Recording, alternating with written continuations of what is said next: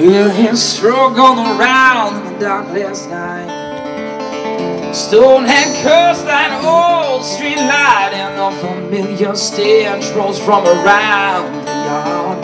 Drove morning soul to remember, yes indeed.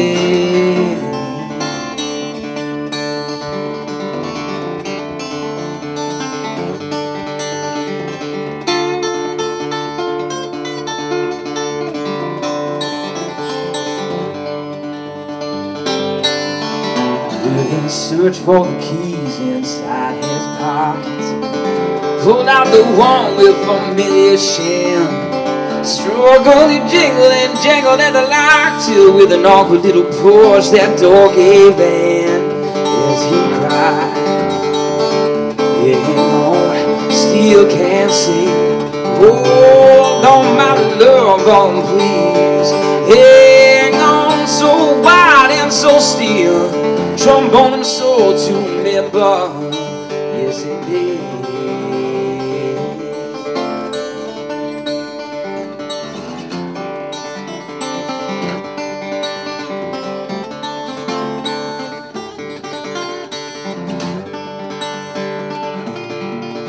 Will he pray to the Lord that his love would bring to the eyes of the walls? Now they never could say what did happen to her in the longest of ways.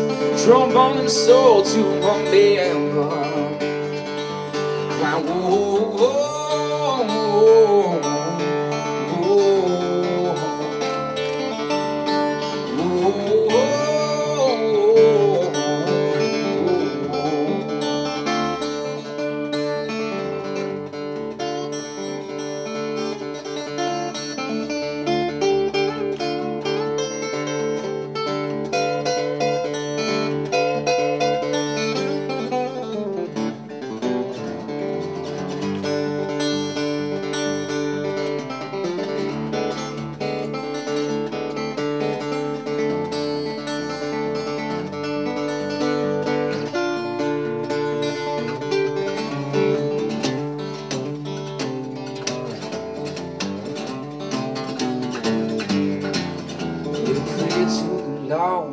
You're not really the typical singer-songwriter, Jaimi. Okay. The big difference for me is that you can play the guitar instead of just doing it. Yeah, sure. I mean... So where did that come from? Did you start off playing guitar? You started off playing, singing, both of them? No, I definitely sort of started playing guitar. Ever since I was a young boy, I grew up listening to my father's record collection, so very much got in at an early age to people like sort of Albert King, all the Kings really, Albert King, B.B. King, Freddie King. So blues-based guitar music. Blues-based stuff to begin with, and then as I started to explore his record collection more, I started to find other things, you know, some soul music and some old Americana and things like that. So my sort of horizons grew, if you like. But yeah, very much in the beginning it was sitting down with guitar players and, you know, so you started all these guitar licks. Yeah, very much. Grew up listening to blues and trying to imitate everything that I heard on these records. So I'd sit down and listen to them for hours and, you know, try to... Starting at what age? What age were you then? Around about 11 or 12 years old. 12, yeah.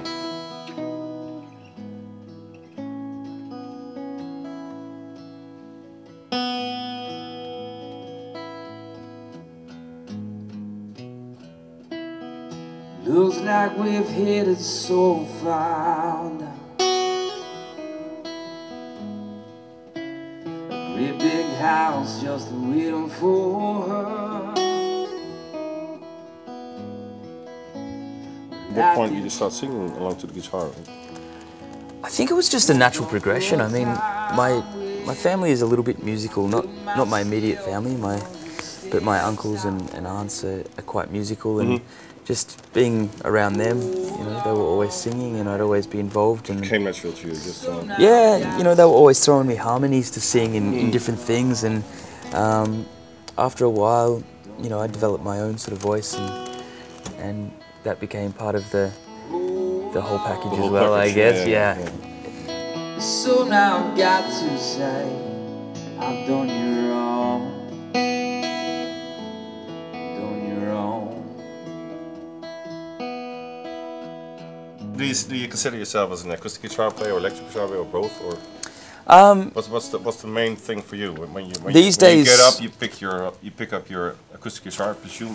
This guy, yeah, yeah, always pick up an acoustic guitar. It feels a lot more sort of personal to me now. I love plugging in and having a wail on the electric.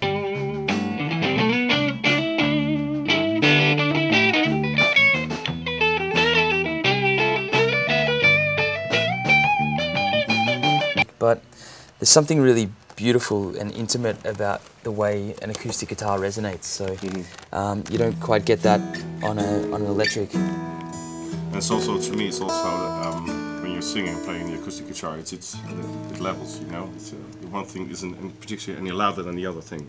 Yeah, and you can ebb and flow with an acoustic. You know, it's got many different characteristics to it. You know, you can just strum away on a G chord if you want, and it sounds great. But you know, you can always sort of have these subtle nuances of.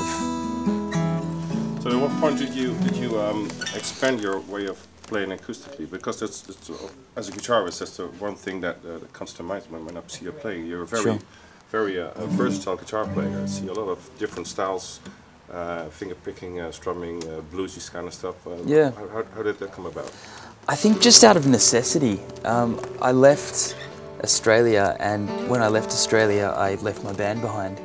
So I had to go on the road by myself, and that meant just taking one guitar and my voice, and to become entertaining. You know, this just wasn't going to cut it for 2 hours. You know, so I started, you know, mixing it up as much as I could. You know, doing things like using a capo and really getting my right hand technique down so I could, you know, keep like something like that going. And or like a more complete kind of playing. Yeah, exactly. I mean, relating drums and bass and that kind of stuff. Yeah, exactly. Trying to get a lot of rhythm out of the guitar and that coming from the right hand, of course, and trying to get as much melodically out of it as I could.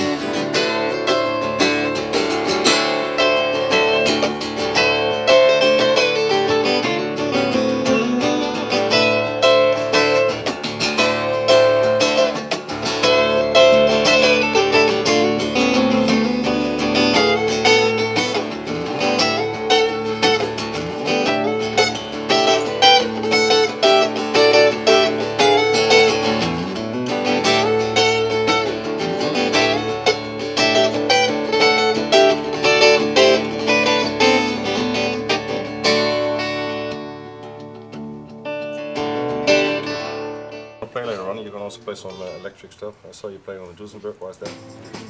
Really lucky to. That's a great guitar. Yeah, I mean, brilliant guitar. Yeah, really lucky to sort of have. Oh, that wasn't the Duesenberg.